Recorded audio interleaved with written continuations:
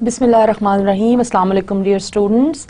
Our today's session is on the novel Tess of the D'Urberville, and we would start the analysis of the text and we would see what happens in phase 1, that is the maiden. Before I would start our today's session, I would like to share a quick review of the previous session. Well, we covered the following in the previous session. I gave you an introduction to Thomas Hardy, who is the author of Tess of D'Urberville's. I talked about his birth and early education.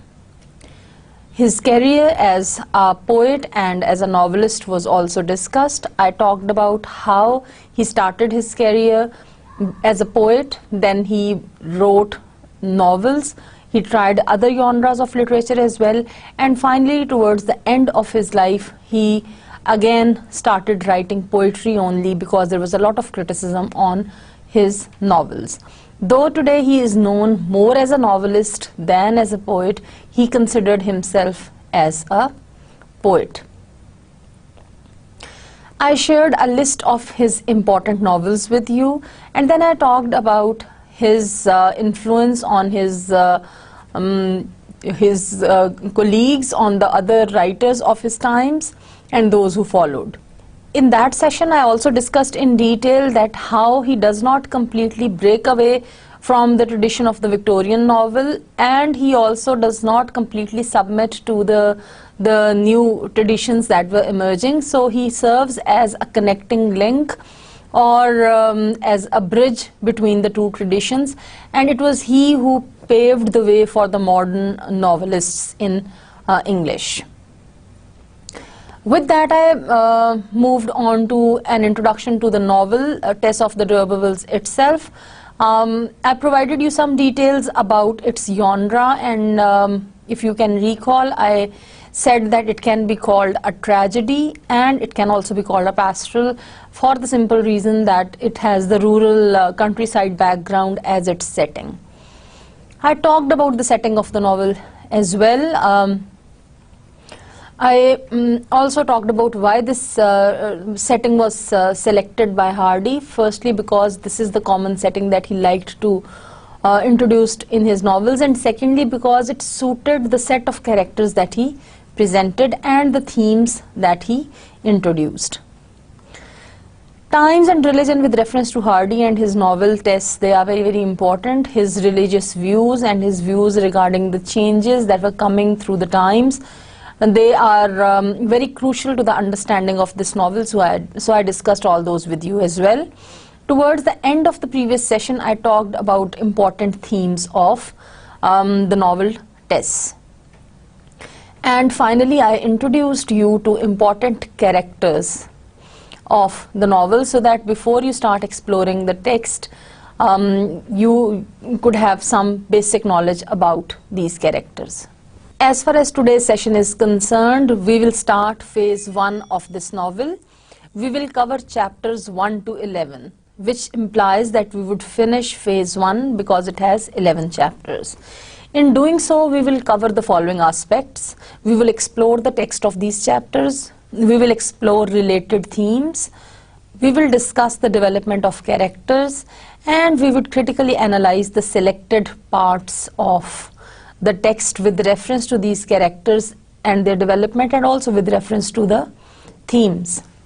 So let's start phase 1, and let's start with chapter 1 of phase 1.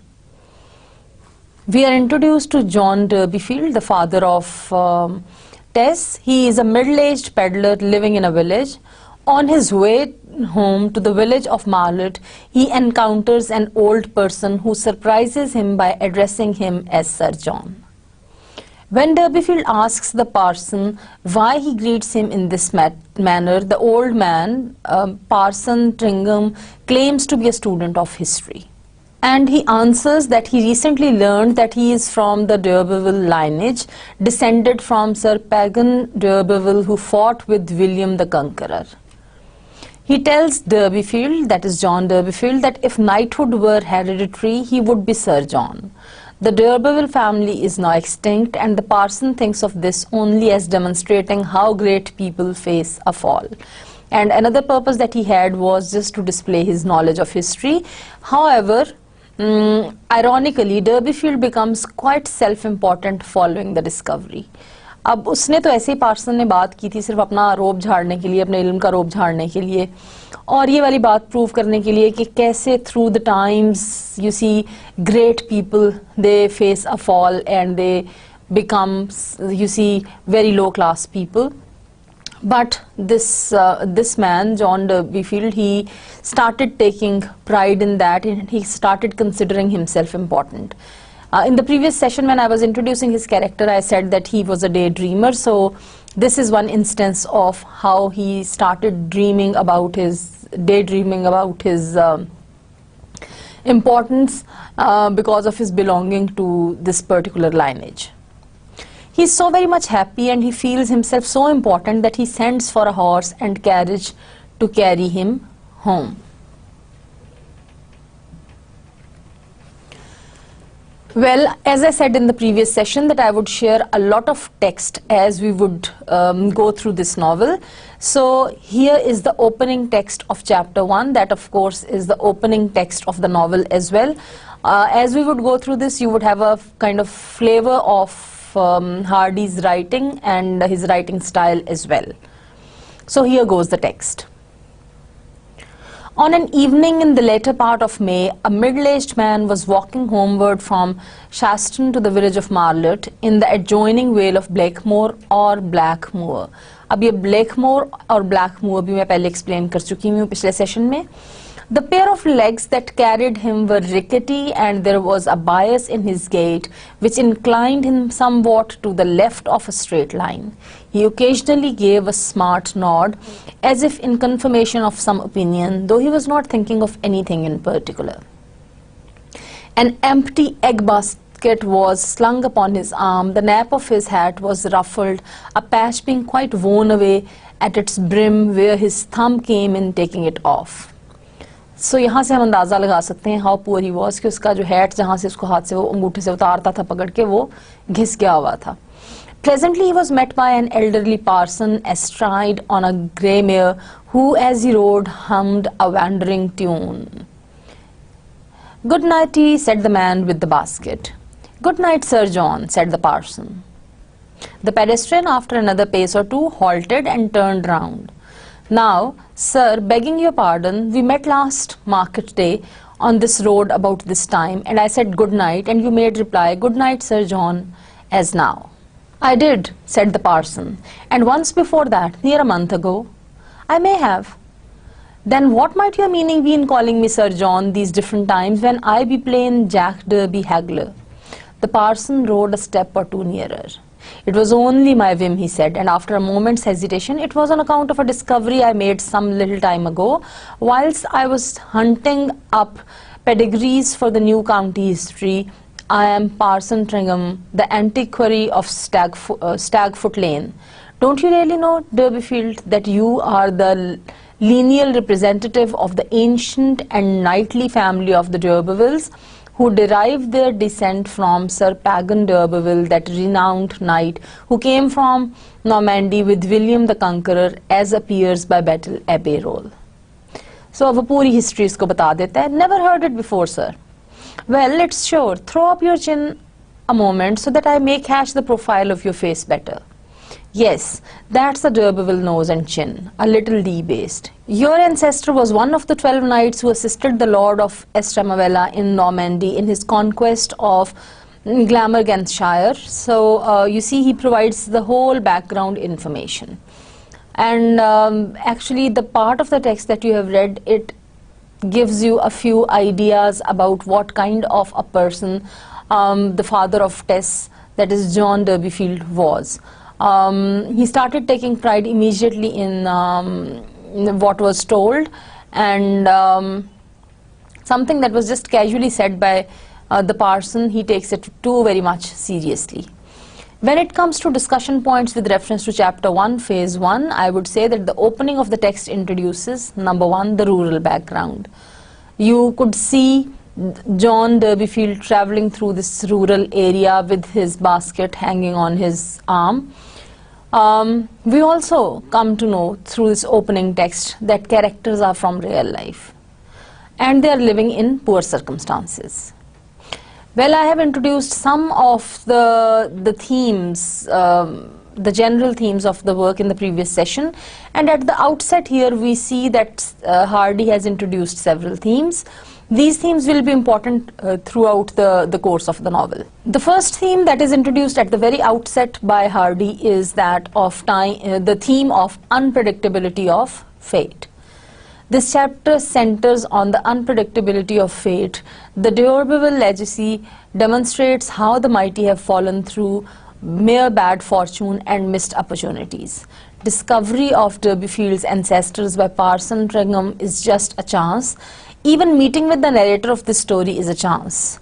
Then sharing this information with Durbeyfield is yet another chance, and actually it is only a sly comment of the parson that lead towards Durbeyfield's knowledge of all this. Had he not met the parson, he would not have known all that, and maybe things would not have taken that turn. But since it was befated so, it happened. The second theme that Hardy has introduced from the very beginning is the theme of social class system. The second theme that is introduced is this system in the English society. As I said earlier, John Durbeyfield believes himself changed by the idea that he may be the descendant of the noble pagan D'Urberville, even though there is nothing intrinsically different about him. इस बात से क्या फर्क पड़ता है कि अब उसका ancestors में this pagan D'Urberville है या नहीं है? उसकी life की reality is not going to change. The reality of his life is that he is poor and it would remain so. But immediately comes to know that उसको लगता है कि उसकी तो शख्सियत ही बदल गई है, उसकी दुनिया ही बदल गई है. The idea of social class is going to play a very, very important role in the novel. This is a typo, this is not dry, this is very important role in the novel. With this we come to chapter 2. Chapter 2, phase 1 introduces the female protagonist of the novel, that is Tess Durbeyfield. While the father is being pleased and feels self-important because of the information or discovery that he has made, at the same moment Durbeyfield's daughter Tess enjoys the May Day festivities with the other women from her village. Actually, to celebrate the May Day dance, the young women of Marlott, they walked in procession in white gowns, holding willow wands and white flowers. We are told about this female protagonist Tess that she is no more handsome than the other girls, but has large innocent eyes. Durbeyfield rides by in a carriage. Remember, in the first chapter he ordered for the carriage to go home after feeling that he was very important. She sees her father riding and singing that he has a great family in Kingsburg and knighted forefathers. So, though Tess is embarrassed at the spectacle, she defends her father from the mockery of the other girls and reprimands her friends for mocking her father. This shows her loyalty. By the way, the theme of loyalty comes in. Her loyalty for her family is evident from that.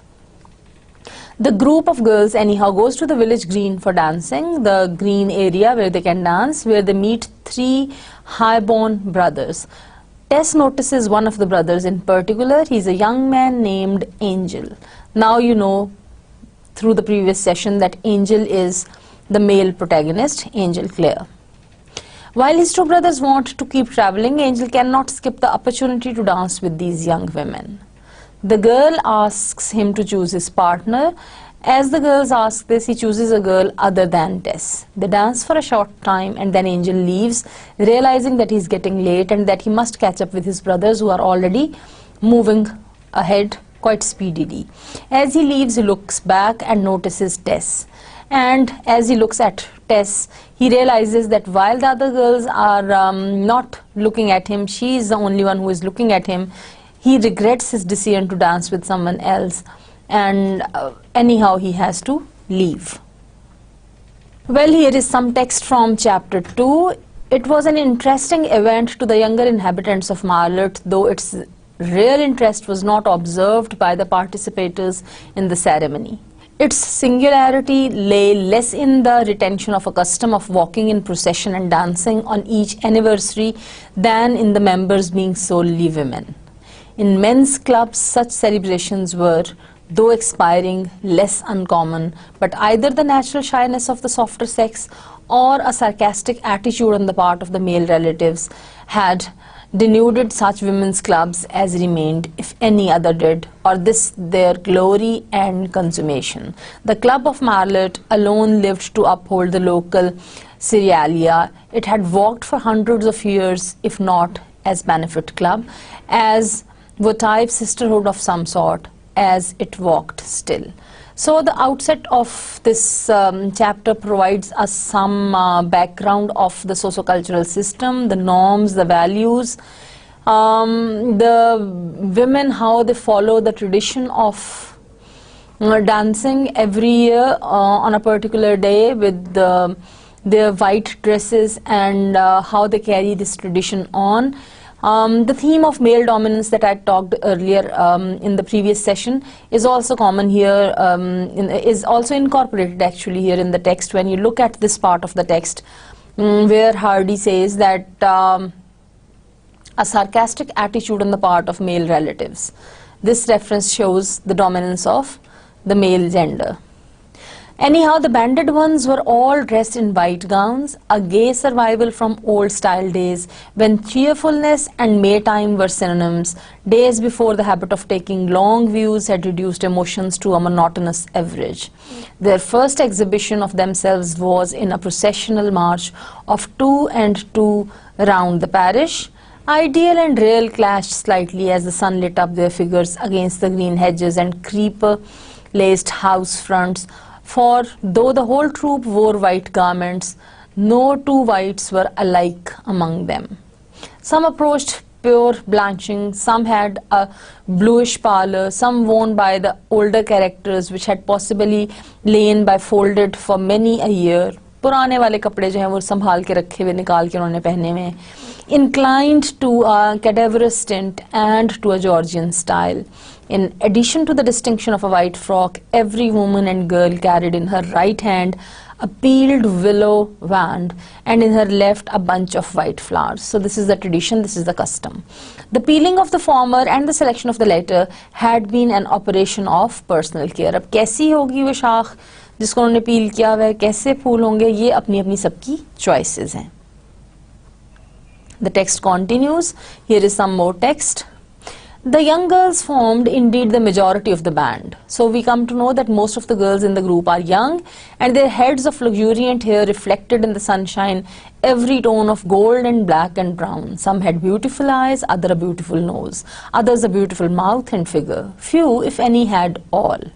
A difficulty of arranging their lips in this crude exposure to public scrutiny and inability to balance their heads and to dissociate self-consciousness from their features was apparent in them and showed that they were genuine country girls, unaccustomed to many eyes. So pure rural setup and background and genuine country girls in that background. Well, since the same chapter introduces Tess, the female protagonist, I have selected that part of the text where we see Tess for the first time. A young member of the band turned her head at the exclamation. She was a fine and handsome girl, not handsomer than some others, possibly, but her mobile peony mouth and large innocent eyes added eloquence to color and shape. So she is not more beautiful than others. She is an ordinary girl, but her beautiful eyes add to her personality. She wore a red ribbon in her hair and was the only one of the white company who could boast of such a pronounced adornment. As she looked round, Derbyfield was seen moving along the road in a chaise belonging to the pure rope, driven by a frizzle-headed, brawny damsel with her gown sleeves rolled above her elbows. This was the cheerful servant of that establishment who, in her part of factotum, turned groom and ostler at times. Derbyfield, this is the father, leaning back and with his eyes closed luxuriously, was waving his hand above his head and singing in a slow recitative way. He was singing, "I've got a great family vault at Kingswear and knighted forefathers inlaid coffins there." The clubbists tittered. अब सब लड़कियां उस पे हंस रही हैं, except the girl called Tess, because she is the daughter of this man, in whom a slow heat seemed to rise at the sense that her father was making himself foolish in their eyes. "He's tired, that's all," she said hastily, so she is defending him, "and he's got a lift home because our own horse has to rest today." "Bless thy simplicity, Tess," said her companions, "he's got his market niche." Ha ha, so they are making fun of him and Tess feels insulted. "Look here, I won't walk another inch with you if you say any jokes about him." Tess cried, and the colour upon her cheeks spread over her face and neck. In a moment her eyes grew moist and her glance drooped to the ground. So she really feels ashamed about all this, and she's sad on all this. Perceived that they had really pained her, they said no more and ordered again, and order again prevailed, so they again started doing the activities that they were doing. Tess's pride wouldn't allow her to turn her head again, to learn what her father's meaning was, if he had any, and thus she moved on with the whole body to the enclosure where there was to be dancing on the green. So she doesn't feel good about all this, but anyhow, you see, she continues with the other girls to go to that part of the rural area that is green and where they the ground where they're going to dance. By the time the spot was reached, she has discovered her equanimity and tapped her neighbor with her wand and talked as usual. But as she is young, she soon forgets all this, और जब तक वो वहाँ पहुँचते हैं वो सब कुछ भूल भाल गई है, and she's happy again, and she's just talking to her friends the way she used to talk before. Well, here is some more text that is related to that is actually an example of the innocence of Tess. Hardy, as a narrator says, "You could sometimes see her 12th year in her cheeks, or her 9th sparkling from her eyes, and even her 5th would fit over the curves of her mouth now and then." So now that she is 18 years of age, she looks very young because of her innocence, her innocent face, her innocent ways would make her look sometimes of 12 years, sometimes even of, you see, far younger than that. Yet few knew, and still fewer considered this. A small minority, mainly strangers, would look long at her in casually passing by and grow momentarily fascinated by her freshness and wonder if they would ever see her again. But to almost everybody she was a fine and picaresque country girl and no more. So what Hardy emphasizes is she is an innocent, pure countryside girl, and she is a representative of the countryside girls, so she is just average in terms of her personality, though she has some kind of peculiar attraction. Well, since this chapter introduces the male protagonist Angel as well, so I have selected a lot of text from this chapter to share in this session. This part of the text that I have selected is about the first meeting of Tess with Angel. So now that the girls are dancing there, on account of his long delay, we are told about Angel that he started in a flying run down the lane westward and had soon passed the hollow and mounted the next rise.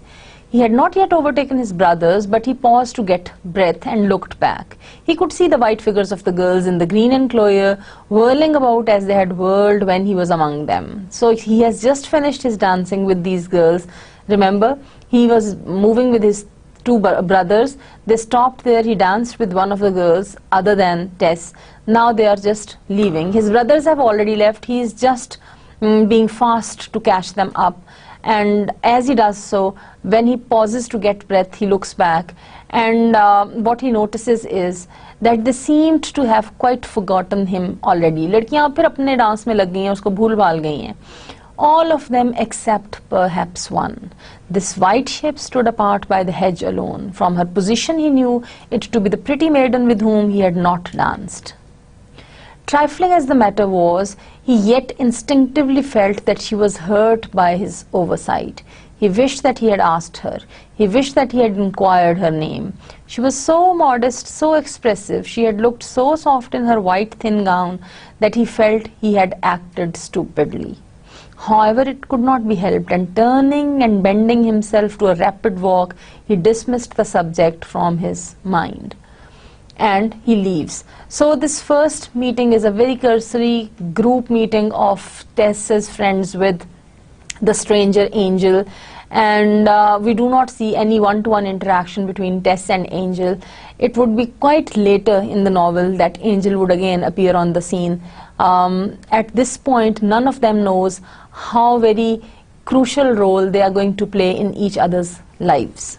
Well, before I move on, I would like to quickly discuss a few important points with relation to chapter 2. We are told about Tess. What we are told? She is the titular character of the novel. That is the name of the novel. The title of the novel is based on her name. She is introduced as an innocent, malleable and pure young girl. As a matter of fact, on the May Day procession, as a member of the group, she is adorned in white like all other girls, but she is wearing a red ribbon that makes her different, and we notice her purity. Her white dress, by the way, also symbolizes her virginity. That reaffirms the subtitle of the novel, the first title of phase 1 that is given here, The Maiden. Her physical characteristics equally suggest her innocence. So Hardy's art of foreshadowing starts working from here. By depicting her purity and innocence, Hardy suggests that this purity comes from lack of experience. He also foreshadows her later development as a person and as a character once she is exposed to different and more dangerous forces. Angel is an equal symbol of purity and goodness. He just stops there for a while, as shown through his name and his demeanor. The way he talks to them, the girls, the way he dances with them, everything shows his purity. He immediately realizes that Tess is special because of her innocence, though there is no direct interaction between the two. This leads us to chapter 3 of phase 1. Tess remains with her friends, dancing and enjoying till dusk, thinking of young man Angel. As she arrives home, she hears her mother singing as she rocks her youngest child to sleep. So now the character of the mother of Tess, John Derbyfield, is introduced. She still has some of the freshness of youth, this is what we are told by Hardy, but it is faint now. Out of the circumstances, she has lost most of her beauty. She speaks in the local dialect, and she tells Tess that her father told her that he comes from noble lineage. She also informed Tess that he has been diagnosed what a serious heart condition may be called. He has fat around his heart which is dangerous and can cause his death anytime. Actually, she is a firm believer in astrology, and she keeps the book hidden in the outhouse out of an irrational fear of keeping it indoors. So one more theme of, as a projection of the times, one more theme is embedded in this chapter, and that is of belief in astronomy and belief in stars and fortune telling.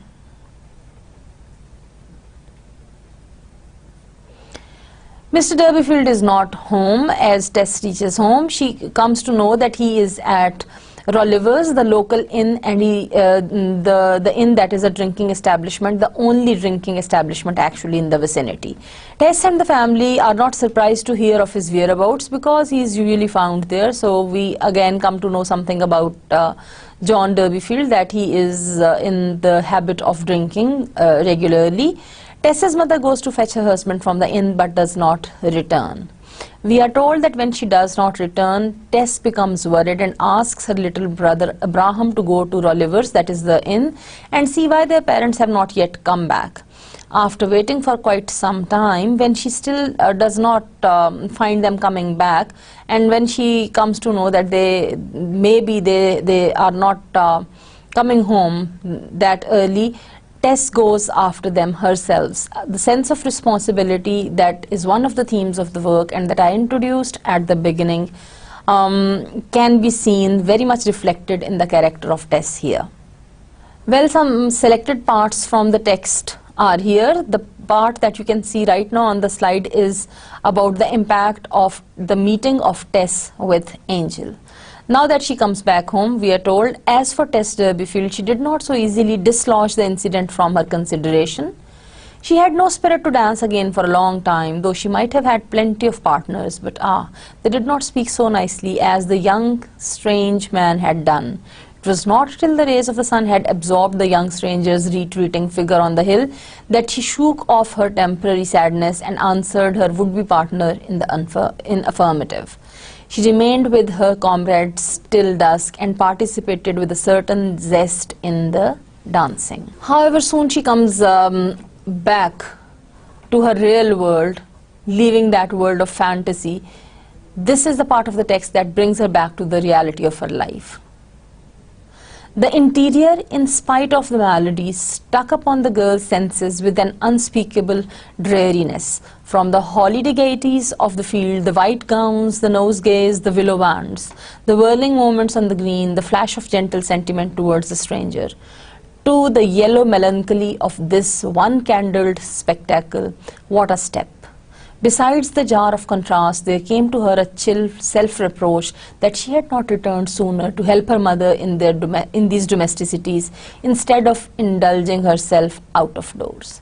So the moment she enters the house, she realizes the stark contrast between what she enjoyed and experienced there on the green, the beauty of the gowns, the beauty of the dance, the willow wands, the whirling movements on the green, and above all the presence of such a nice man like Angel. But as soon as she comes back home, she sees the yellow melancholy of this one-candled house with nothing attractive.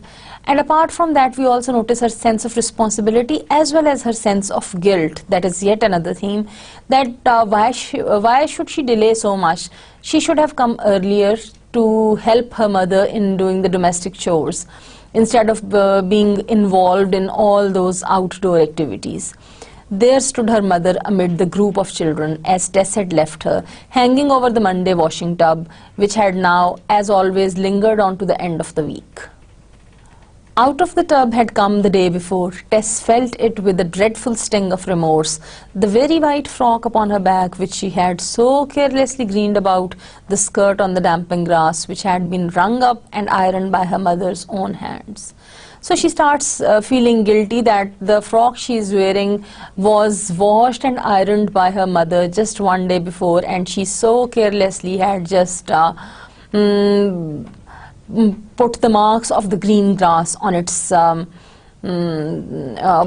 and the sense of guilt that she feels and the sense of responsibility that she feels towards her family.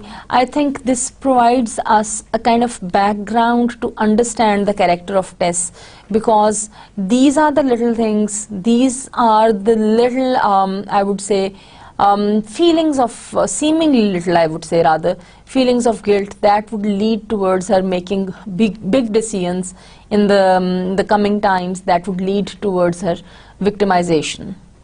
As usual, Mrs. Derbyfield was balanced on one foot beside the tub, the other being engaged in the aforesaid business of rocking her youngest child. The cradle rockers had done hard duty for so many years under the weight of so many children on that flankstone floor that they were worn nearly flat, in consequence of which a huge jerk accompanied each swing of the cot, flinging the baby from side to side like a weaver's shuttle, as Mrs. Derbyfield, excited by her song, trod the rocker with all the spring that was left in her after a long day's seething in the suds.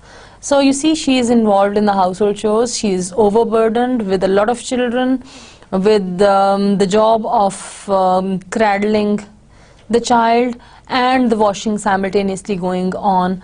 We still see Mrs. Derbyfield somehow engaged in singing a song.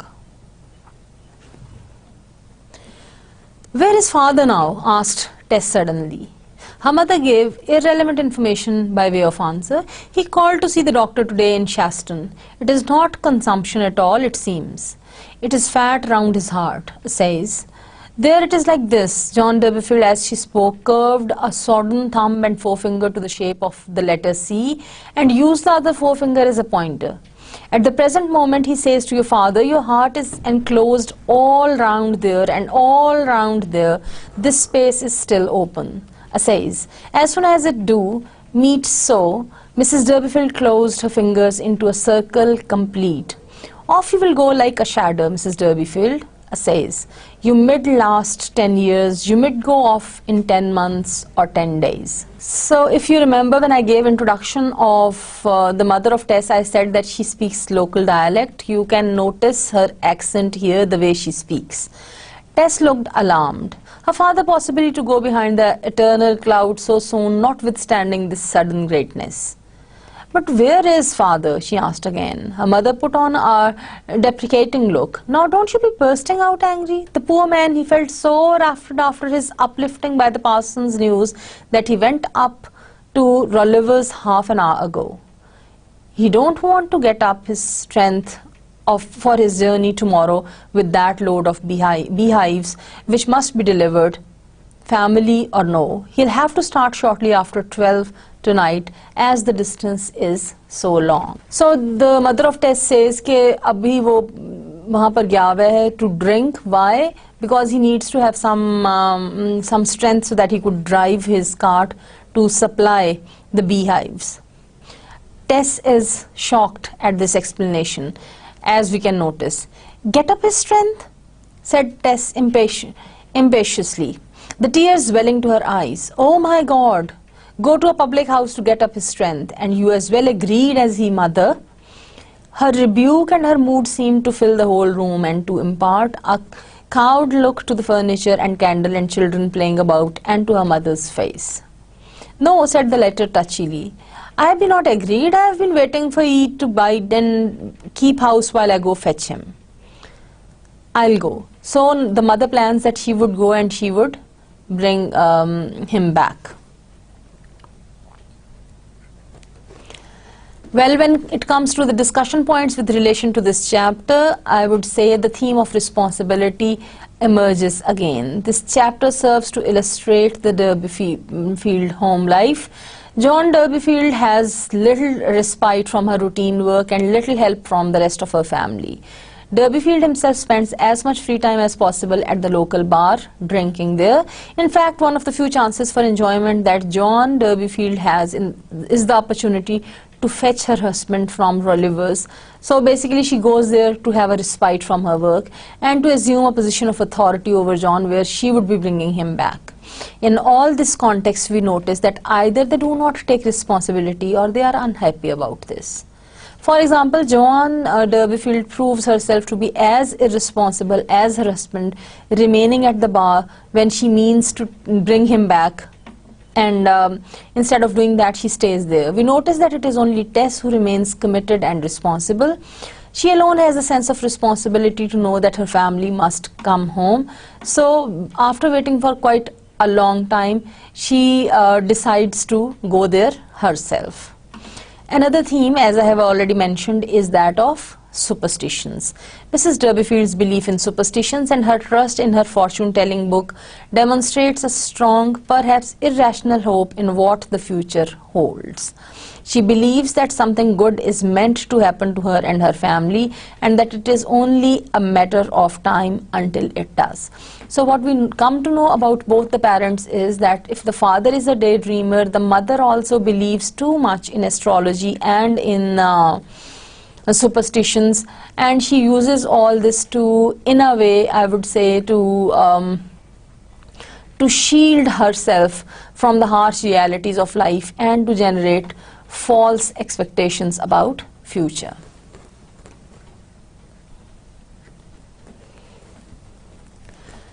So what we have seen so far, this is the slide that shows that so far a few things are confirmed about the novel Tess of the D'Urbervilles.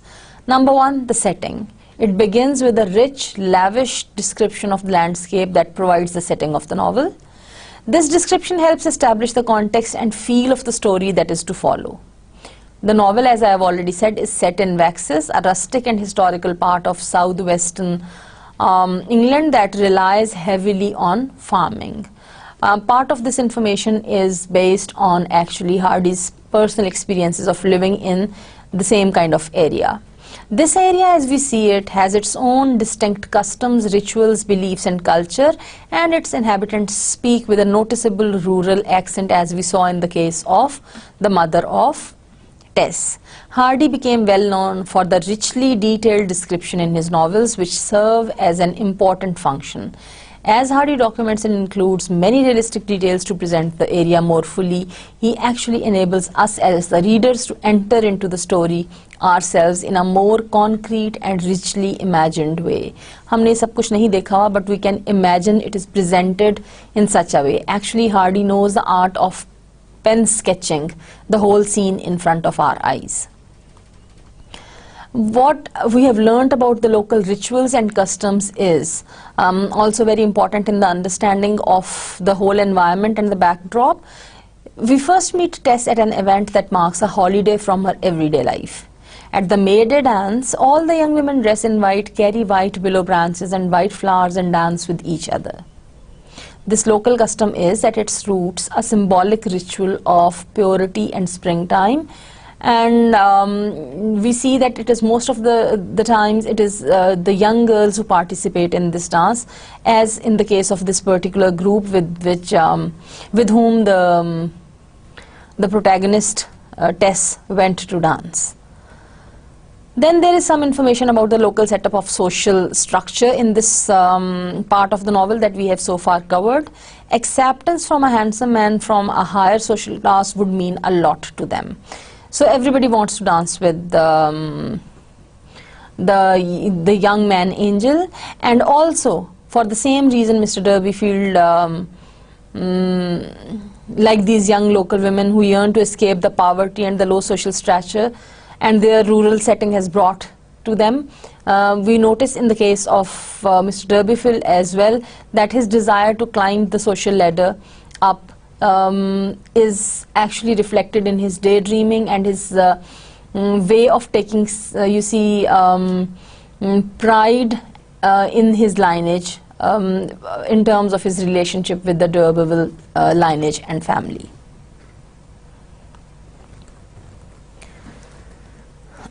This brings us to chapter 4 of this phase. At the inn, Tess's young brother Abraham overhears Mr. and Mrs. Durbeyfield discussing their plans for Tess to take the news of her ancestry to the wealthy Mrs. Durbeyfield in the hopes that she will make Tess's fortune. When Tess arrives, she realizes her father will probably be too tired and drunk to take his load of beehives to the market in a few hours. So, out of responsibility that she feels towards the family, again she decides to go herself for this task with her younger brother Abraham. On the way, Abraham tells Tess of their parents' plan that they made there at the inn or the bar, that they want to send Tess to claim her lineage.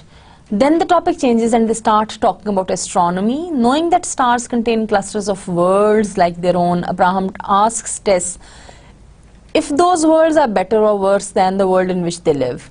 And it is very important that Tess replies that other stars are better and that their star is blighted one. She blames the stars for her and her family's misfortunes. Abraham falls asleep, leaving Tess to contemplate. She also finally falls asleep, and before we move forward, let us read some part of the text. This is their discussion about stars, the brother and the sister. Did you say the stars were worlds, Tess? Yes. All like ours? I don't know, but I think so. They sometimes seem to be like the apples on our stubbard tree, most of them splendid and sound, a few blighted. Which do we live on, a splendid one or a blighted one? Well, the seemingly innocent question of the child actually raises the crucial question of existence. Here I would say a blighted one. The answer of Tess affirms her concern about the condition of her family. It's very unlucky that we didn't pitch on a sound one, when there were so many more of him. Yes. Is it like that really, Tess? Said Abraham, turning to her, much impressed on reconsideration of this rare information. How would it have been if we had pitched on a sound one? Well, father wouldn't have coughed and creeped about as he does, and wouldn't have got too tipsy to go on this journey, and mother wouldn't have been always washing and never getting finished. The answer of Tess again shows her concern for her family, her loyalty, her love towards her family, and her sense of pain that she has because of the realization of the circumstances of the family. And the chapter 4 continues. Suddenly Tess and Abraham are awakened by a calamity. They come to know that their carriage has collided with the local mail cart, and the collision has killed Prince, that is their old horse. The carriage is hitched up to the wagon of a local farmer who helps them bring the beehives towards the market in Casterbridge. Now Tess feels very guilty at this carelessness and the resultant loss. Whereas Tess blames herself, Abraham blames it for living on a blighted star. Tess does not know how to break the news to her family, realizing that the loss of their horse will be economically devastating for her family. However, it is also important to notice that John Durbeyfield takes the news stoically. Mr. Durbeyfield refuses to sell the dead horse, and he labors harder than he has in his entire month to bury his beloved horse. Some relevant text is here. Tess stood and waited. The atmosphere turned pale. The birds shook themselves in the hedges, arose and twittered. The lane showed all its white features, and Tess showed hers still whiter. The huge pool of blood in front of her was already assuming the iridescence of coagulation, and when the sun rose, 100 prismatic hues were reflected from it. Prince lay alongside, still and stark, his eyes half open, the hole in his chest looking scarcely large enough to have let out all that had animated him. "It's all my doing, all mine," the girl cried, gazing at the spectacle. "No excuse for me, none. What will mother and father live on now? Abby," she shook the child, who had slept soundly through the whole disaster. "We can't go on with our load. Prince is killed." When Abraham realized all, the furrows of 50 years were extemporized on his young face. जिसको कहते हैं ना लम्हों में बूढ़ा हो जाना, the realization that the biggest source of their income, actually the only source of their income, the horse named ironically Prince, is dead. "Why I danced and laughed only yesterday," she went on to herself, "to think that I was such a fool.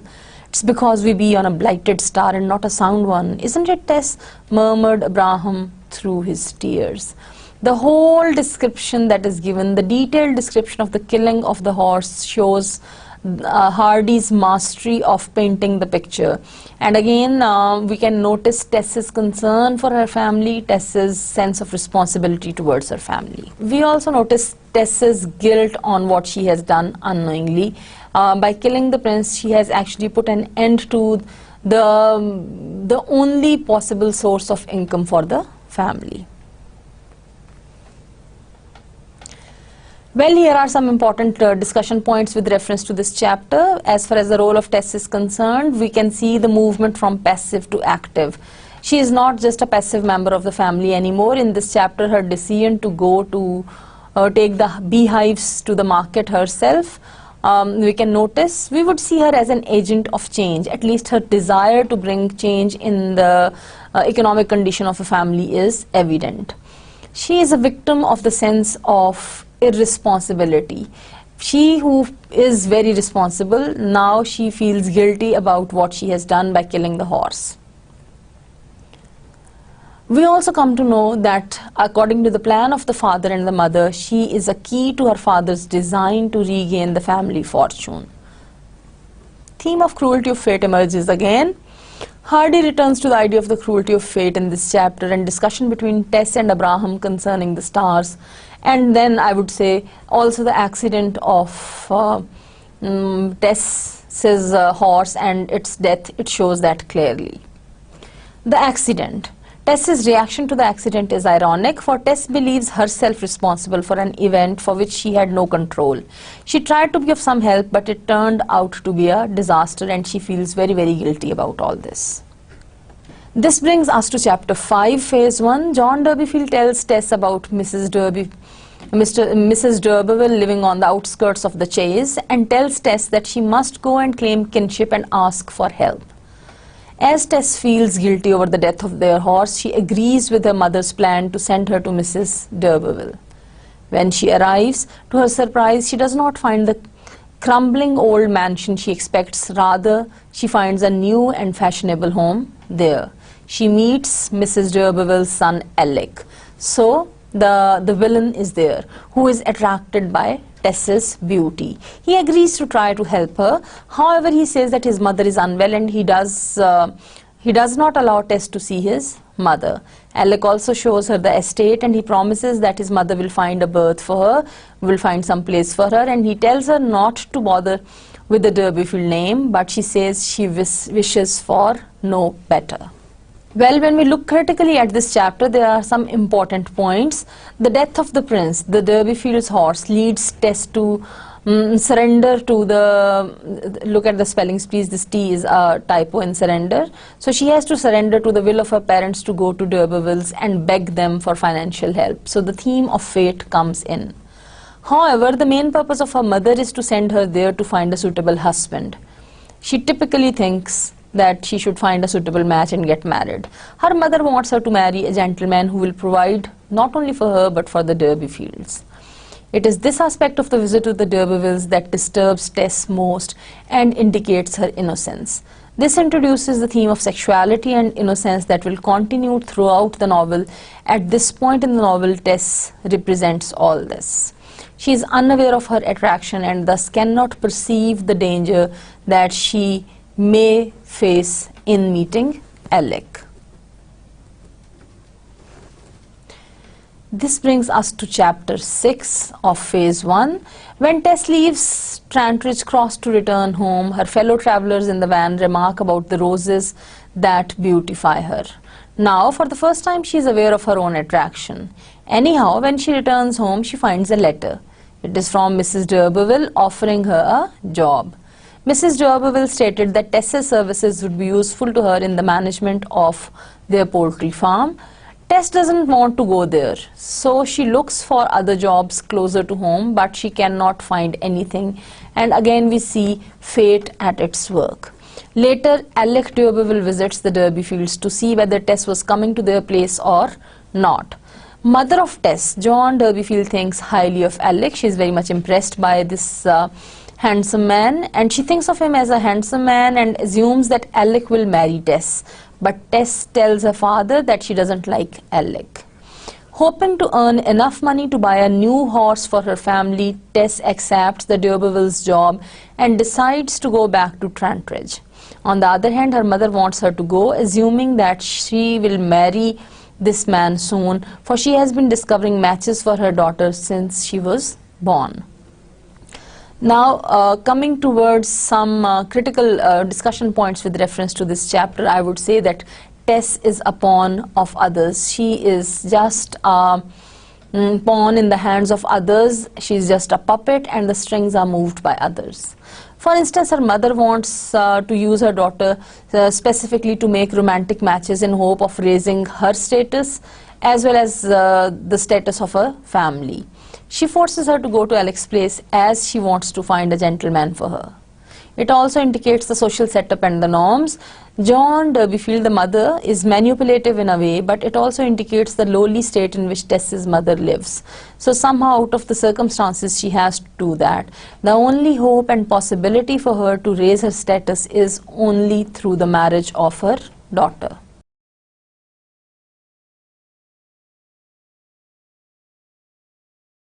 Well, here is some text. In fact, this is the opening text of chapter 7. On the morning appointed for her departure, now she is going to start her job at D'Urberville's place. So on the morning appointed for her departure, Tess was awake before dawn, at the marginal minute of the dark when the groove is still when the grove is still mute save for one prophetic bird who sings with a clear-voiced conviction that he at least knows the correct time of day, the rest preserving silence as if equally convinced that he is mistaken. She remained upstairs packing till breakfast time and then came down in her ordinary weekday clothes, her Sunday apparel being carefully folded in her box. Her mother expostulated, "You will never set out to see your folks without dressing up more than that." "But I'm going to work," said Tess. "Yes, well," said Mrs. Durbeyfield, and in a private tone, "at first there may be a little pretense or two, but I think it will be wiser of ye to put your best side outward," she added. "Very well, I suppose you know best," replies Tess with calm abandonment. So she follows what the mother says, and to please her parent, the girl put herself quite in Joanna's hands, saying serenely, "Do what you like with me, mother." And this submission begins to indicate how she is going to be used as a puppet. Mrs. Durbeyfield was only too delighted at this tractability. First she fetched a great basin and washed Tess's hair with such thoroughness that when dried and brushed it looked twice as much as at other times. She tied it with a broader pink ribbon than usual. Then she put upon her the white frock that Tess had worn at the club walking. So what we notice is special सी उसको तैयारी करवा रही है उसकी माँ, for the reason that she wants her to be involved, to be engaged to some gentleman and to get married. Anyhow, on the day Tess is scheduled to leave for the D'Urbervilles' home, Mrs. Durbeyfield makes her wear her best clothes. She dresses up Tess and is pleased by her own efforts. She is satisfied. On the other hand, Mr. Durbeyfield is happy to think that he would be able to sell their family title. He even begins to speculate about a price at which he will sell their family title. When Alec arrives to take Tess along, the family becomes uncertain that she's doing the right thing or the wrong. The children cry, as does Mrs. Durbeyfield, who worries that Alec might try to take advantage of her daughter. When we come to a critical analysis of this chapter, the theme of manipulation versus helplessness emerges. John Durbeyfield consciously dresses her daughter for attracting men and not for her labor of taking care of Mrs. D'Urberville's chickens. Her remark that Tess's trump card is her face is the most explicit declaration that Joan is sending her daughter to find a husband and not to work in a job. Tess resists this idea that she is a sexual object sent for a commercial transaction that will save her family's financial situation. However, the mother shows her first signs of guilt and self-awareness regarding what she does to her daughter. Impending danger can be sensed by the readers at this stage. Well, before we move forward, I would like to talk about the use of symbols so far. Tess of the D'Urbervilles, the novel, is rich in symbols. Various important symbols are used. A supposed noble heritage itself is a symbol. White dress of Tess is a symbol. Prince is a symbol. The supposed noble heritage is a symbol of the desire for social upward mobility. White dress of Tess is a symbol of innocence. Prince is a symbol of financial stability and hope for financial stability. Dream is also a symbol. As Tess drives the wagon in chapter 4, she has a dream about a man of nobility who stands laughing at her and looking down on her plight. Tess wakes up to realize that she has killed her prince. So the dream becomes a symbol of the upcoming sufferings and how the expectations regarding the social uplift are going to meet a failure. Well, in terms of plot and structure, I would say that as far as plot is concerned and its construction is concerned, the novel follows a simple but carefully constructed pattern. Basic plot mechanics are established, but within the main structure we can see the construction of substructures. The novel is divided into 7 phases, each of which tells a concise and particular story within the large story of Tess's life. Each phase is a stage showing a certain part of the movement of Tess from her simple country life to her tragic circumstances at the end of her life. And since this is phase 1, we can see the development of all those contexts and the situations that would lead towards the victimization of Tess and her suffering. The first stage, the first phase that is named as maiden, shows the part of life that she lived as a maiden. This brings us to chapter 8. On the way to the D'Urberville estate, Alec drives recklessly and Tess pleads with him to stop. He continues at a very fast pace and tells her to hold on to his waist. Out of fear of falling, she does so. While travelling down the next steep hill, he asks her to do so again, but she refuses and requests him to slow down. He agrees to drive more slowly but makes some advances. Resistance of Tess makes him very much angry.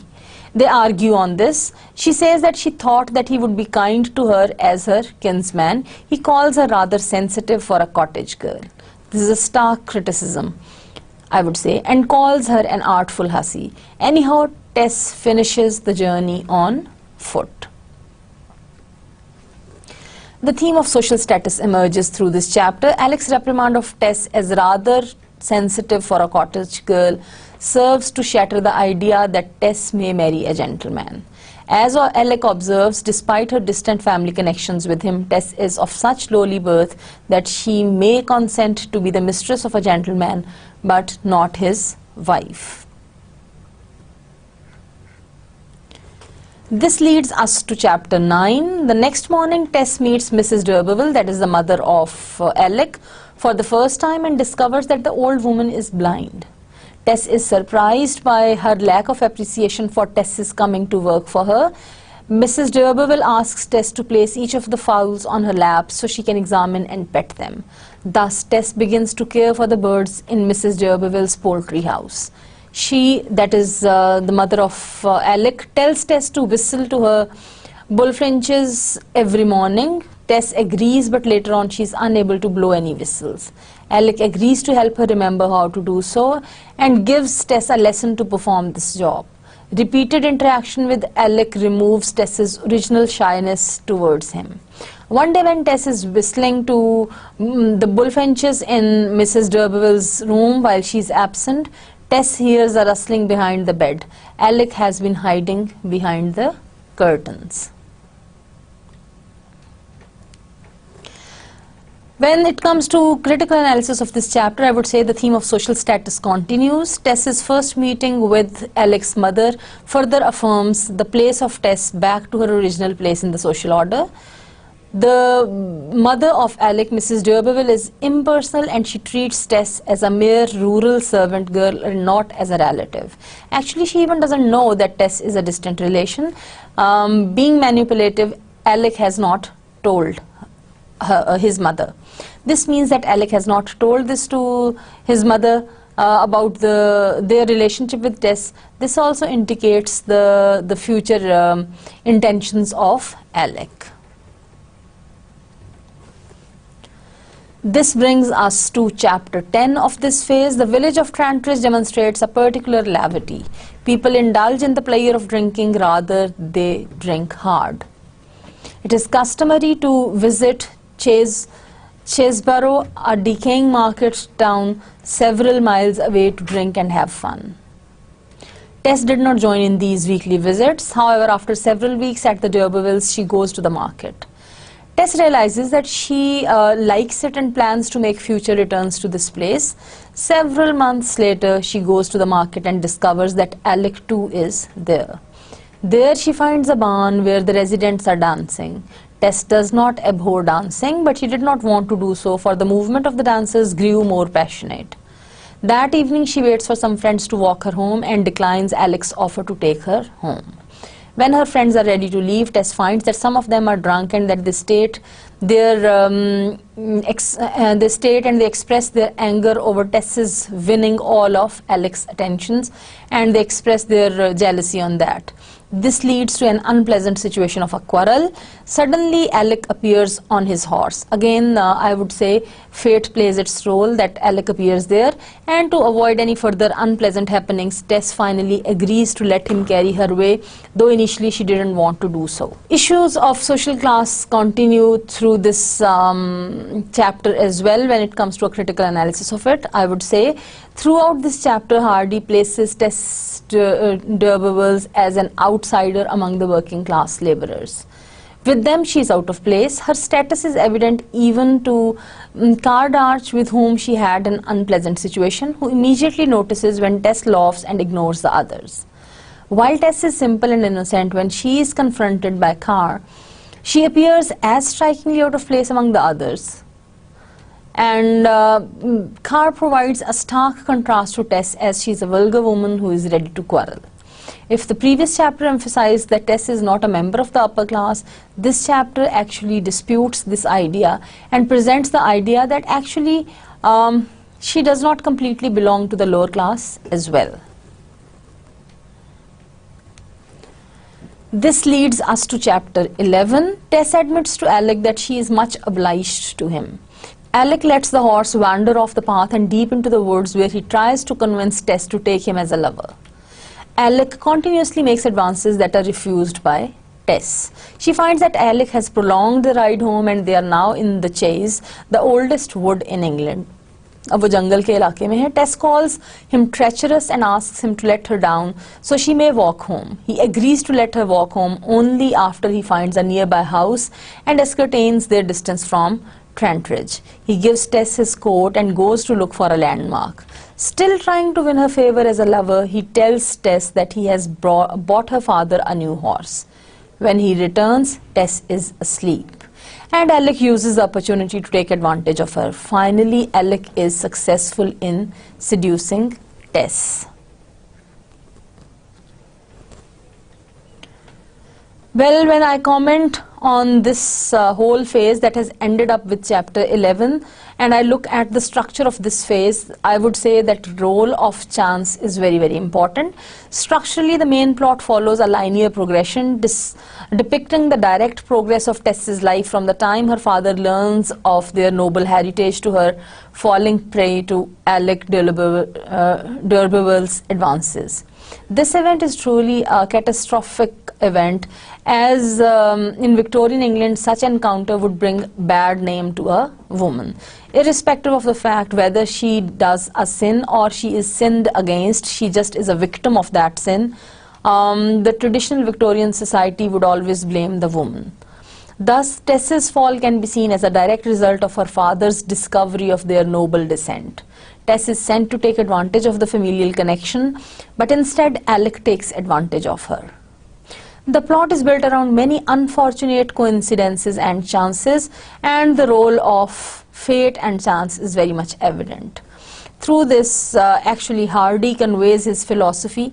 This word Hardy is with capital H, a typo it is. So his philosophy that the universe itself is in the guise of fate opposes Tess and brings about her tragedy. This is very much evident from the whole first phase. Some important symbols are used. The imagery of mist and shadows mirrors Tess's inner landscape, reflecting her own confusion and insecurity. This setting also reflects the mystery within Hardy's cloaks, what actually happens to Tess that night. Hardy never reveals the specific details that would enable us to decide for ourselves whether Tess is a willing participant in all that event or just a victim. Well, with this we come to the end of today's session. The reference materials, as I have said earlier, would be provided at the end of the novel, when we would finish with all the sessions based on this novel. With this I come to a summary of today's session. Well, we started phase 1. In today's session, we covered chapters 1 to 11, which implies that we have finished phase 1. In doing so, we have looked at the text of these chapters to see what happens. We have explored the related themes, and we have discussed the introduction and development of different characters. We have also critically analyzed the selected parts of text with relevance to these themes and also with relevance to the development of certain characters. We would continue with phase 2 in the next session, inshallah. With this, I come to the end of today's session, and thank you very much.